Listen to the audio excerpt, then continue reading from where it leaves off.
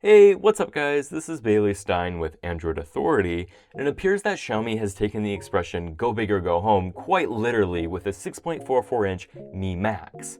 But how well does the Mi Max perform day to day as an affordable mid-range smartphone? Let's find out in our video review of the Xiaomi Mi Max.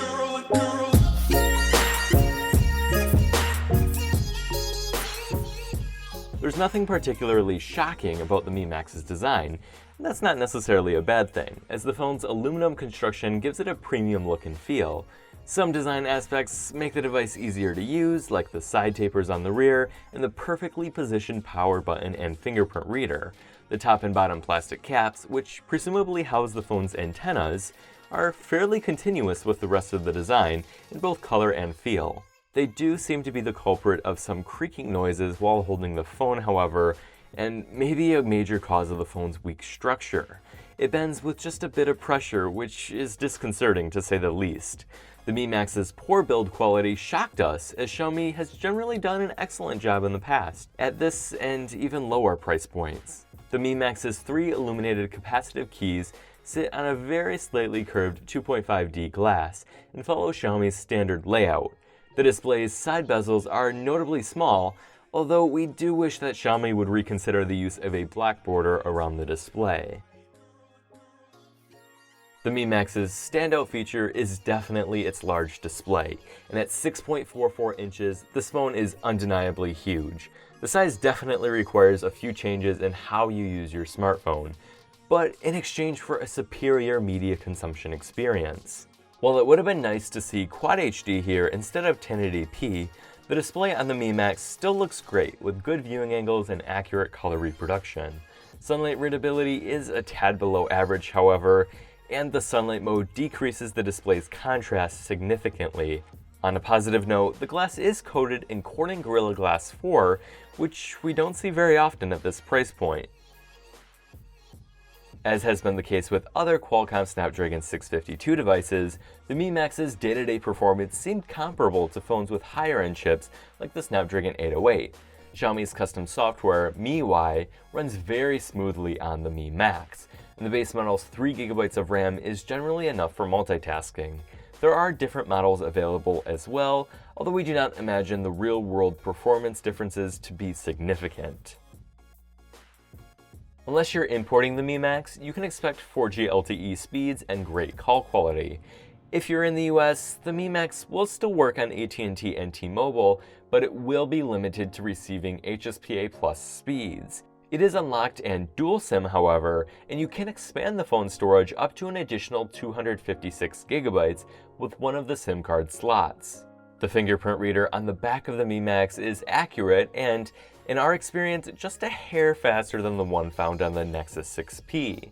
Xiaomi does seem to have taken a step backwards with the Mi Max with the return of micro USB. The decision to not use USB Type-C is a bit puzzling at this point, but it may be appealing to those who are still using the older standard and do not want to purchase brand new cables. The Mi Max's single speaker can be found just to the right of the charging port, and it sounds pretty good, only slightly distorted at higher volumes. It would have been nice to see front-facing speakers as they generally offer a more immersive media consumption experience, but side firing is still better than rear firing. With that aside, the Mi Max did very well in our battery life testing thanks to its very large 4850 mAh battery. Although screen on time varied quite a bit depending on whether the phone was primarily connected to Wi-Fi or cellular data, even the heaviest user should have no trouble getting the Mi Max to last a full day.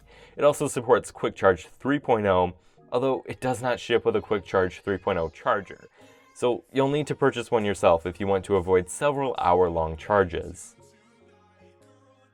The 16-megapixel f2.0 rear camera with dual LED flash proved to be a very capable package in our testing, and it's one of the best we've seen at this price point. The Mi Max captures detail remarkably well, its color reproduction is visually pleasing without being too unnatural, and dynamic range is quite good. It's not perfect, however, as we found the phone's autofocus to be too slow and finicky for a considerable number of situations. Even when holding the device and subject still, the Mi Max would slightly miss focus more than we would normally expect. It also tended to over-sharpen images to the point of recognition in certain images. Low light performance was about average for the price, meaning that you won't be able to reliably count on the Mi Max for a good image in darker environments. We've covered MIUI's camera app quite extensively at this point, but I will mention that it's pretty easy to use while also offering manual control for those who wish to take advantage of it. And that brings us to Xiaomi's also well-covered custom version of Android, MIUI 7. Thankfully, it is shipping with Android 6.0 Marshmallow, and users can look forward to many UI and functional improvements with the MIUI 8 update, which should be released within the coming weeks, and actually automatically found its way onto our unit in beta form. MIUI has received many mixed reviews from Western media, as some have criticized it for being too similar to iOS, while others have praised it for the amount of polish and coherency it offers. After using it day to day myself, I think it's a great alternative to stock Android, especially for users who wish to customize and tweak.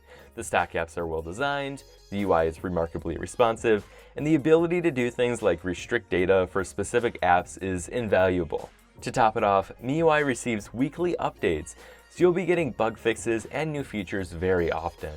With all of that said, the software experience for those importing the device is far from perfect.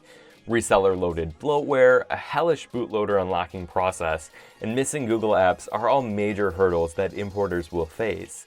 Even if you do get Google Apps up and running with the installer app from the Mi App Store, there are still issues to be had. Random Google app crashes, Google Now issues, failure to place calls with Google Voice, and the inability to do things like consume DRM-protected content can make the experience less than ideal for Western users. The Xiaomi Mi Max is now available in China in a number of different models, starting at 1499 yuan or about $228. Each model is available in either silver, gold, or dark gray.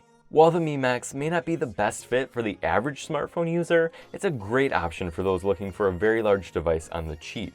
While we were disappointed with the device's build quality, found the imported device software experience to be annoying in some ways, and wish that the phone would come to the US, the Mi Max still has quite a lot to offer for its price. Its impressive camera, excellent battery life, and smooth performance are all great reasons to buy this phone. The mere size of the Mi Max does feel like uncharted territory for Xiaomi, and that's clearly reflected in areas like build quality. If you can get past those quirks, however, the Xiaomi Mi Max is likely the best extra-large option in its price range. Thank you for watching our video review of the Xiaomi Mi Max. Please be sure to give this video a thumbs up if you liked it, and don't forget to subscribe if you haven't already. Finally, be sure to visit the Android Authority website for additional coverage, as we are your source for all things Android.